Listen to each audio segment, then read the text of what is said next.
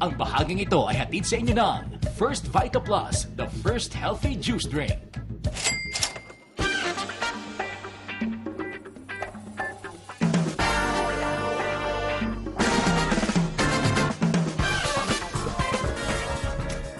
Dahil sa paggagamot ng sakit na asma, lumabas sa balat ang epekto ng gamot kay Alma Salazar.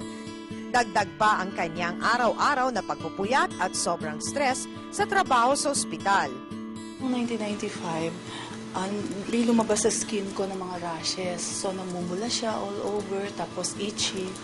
Tapos, nang nagpatingin ako sa derma, ang sabi nila, psoriasis daw. Siyempre, nakakamot ko siya. Yun yung ayaw ng psoriasis, nagkakaroon ng trauma.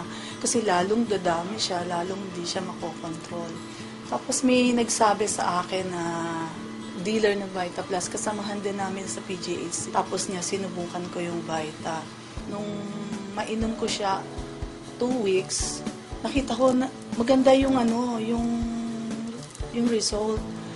Natuyo siya, tapos hindi na siya ganong ka-itchy. Uminom ako 8 to 10, na parang miracle siya talaga, na nag-dry up.